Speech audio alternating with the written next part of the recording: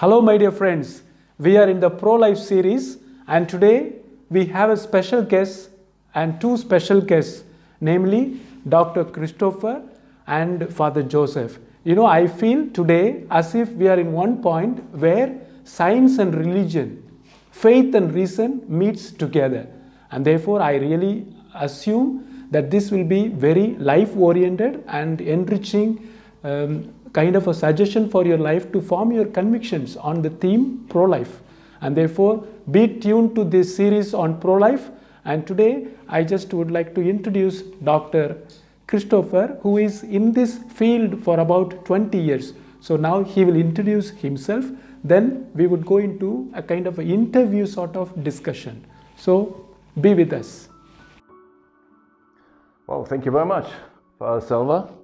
Thank you very much, Father Joseph. It's a great pleasure to be here. I'm honored to be here, and I think I'm going to have an interesting subject to share with you. But perhaps first I have to introduce myself. I'm here in Baku because I'm working at a brand new hospital. It's called Bonadea International Hospital. It has a lot of international links. And it has a link to the University of Munich. And that's where I'm originally coming from. I'm a professor at the University of Munich. And if you are a medical doctor, which I am, and you work at a university, you have more than one task. You have to treat the patients, you have to train the young doctors, and you have to do science, you have to do research. And that's actually what I have done for my professional life. Actually, I have retired from my clinical work in Germany, and I'm only working academically over there. And then there's another thing. If you are a medical doctor, and especially if you educate young doctors, there are always questions that go beyond the treatment, beyond the actual treatment. And so my students very often ask me questions that go in the field of bioethics. Now, bioethics, that sounds a little bit complicated. It's not complicated at all. Bios is Greek life. And ethics is actually, if you want, applied philosophy. So it's the philosophy of life.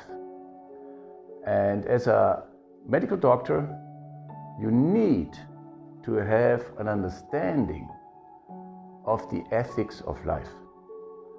And these questions begin at the very beginning of life, and they are very pertinent. We are going to talk about that today, at the end of the life. So I'm here now to do my best to answer your questions regarding ethics of life. And we also have Father Joseph Marak. He is also Salesian SDB, and he works in this field along with the people, forming a small group called Pro-Life Group to create awareness among the people.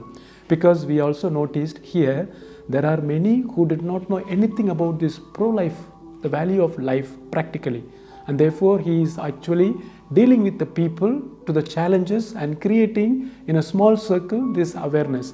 And therefore he is also with us. So yes, thank you for the possibility to be here. When I was listening to you, Doctor, what you were speaking, I was thinking that today, doctor, physician, he have the task not only to heal some patients, but to convince some people, because there are some movements against the life today. And you have not only to heal someone, but convince the people who are against life about dignity of life. And for example, for me will be interesting because I see that some people are awakened about this with some life stories. I heard not long time ago one doctor who spoke about the life of Dr. Nathanson, and it was for her, it was very convincing because Dr. Nathanson he was a witness, he provided thousands of abortions, but when he was able to see in mother womb who is there and he recognized that this is a person, he stopped his anti-life work. And can you say about this, how you can withstand these anti-life movements? Yes, Father, you are perfectly right. There are anti-life movements.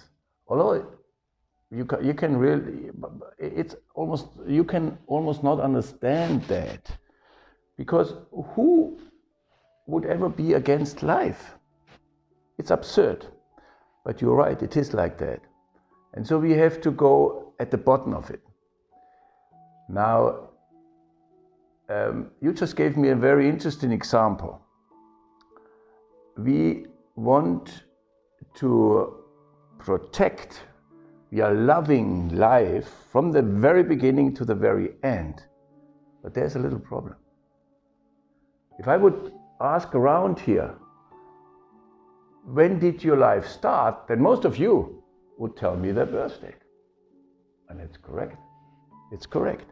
Because at birth, we were seeing the light of the world. But of course, you just told me, and people need to realize it's a little bit more complicated, that of course, all our life started much earlier. You know, when you have a family, and then you have little children, and the mother gets pregnant again, these children understand very well that that little brother or sister is already there in the womb of the mother. And they talk to it, and then they are looking forward to the birthday. So it's very natural that you understand that all our life begins before birth. But it's already a little step. And you just gave me that example. You have to see it. And ultrasound is very good because you can see that baby, this ultrasound is fantastic. It's all there. And it helps. But it's getting even more complicated. And there, I think, we have to really help. We have to help people because it's not so easy to understand that all our life,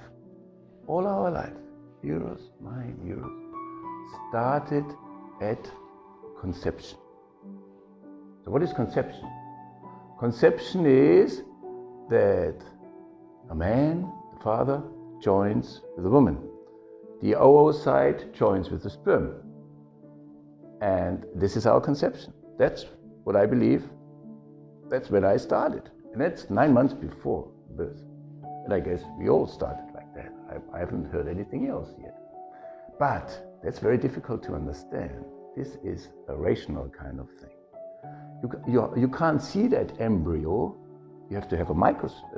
You have to see it under a microscope. So we have to teach people that they understand that we all started at conception. The fusion, this miraculous fusion of man and women. And the embryo is the first stage that has to be protected. And that's important because science now kind of tries to get that a little bit relative, and some modern science try to use the embryo to their means, to their aim. They try to do research on it. They try to use the tissue of embryos. They say that we do that to treat people to help. So we have to have it clear in mind, and that's, I think, a first step against people that are in that so-called pro-choice movement, that we make it entirely clear. All our life, without any reservation, clearly, scientifically, naturally, morally, starts at conception. And that little embryo is the first little weak human being that we have to protect. if I can ask something more, because for me it's clear that there is a connection or correlation between recognizing of life when it started and dignity of life with recognizing of existence of God. Because if I recognize that we have Father, I clearly can recognize that I have a brother or sister. If Father is in darkness, we have difficulty to recognize our neighbors. This means it can bring light. If I open this side, I can open the horizontal side of our life. It's so true. It's so true. And, you know, in that respect, we as Christians are very privileged. And we have to realize that we are privileged, and therefore we have a task. We are privileged because we are completely, entirely, absolutely convinced that every human being is the image of God. Every human being. It may be small, it may be big, it may be young, it may be old, it may be from the south of this world or the north of this world. We are convinced that this human is an image of God. And therefore we have less difficulties to understand that, for instance, something small as an embryo, because it's human, it's just an image of God. It just looks very different. It looks different to me because I have a nose and I have a big toe and I have fingers. But I tell you something, that embryo has all the potential to become everything that I am. So we have to respect that young child, the child before birth, the old man, even the one that seems to have no human capacity anymore. We have to realize that this is how God comes to us. It's an image of God. So it makes us it's very easy for us to do that, what you just mentioned, the respect. We have to have respect. We even have to have respect for the people that want to destroy that life, for people that call themselves pro-choice. We have to have respect because they also are an image of God.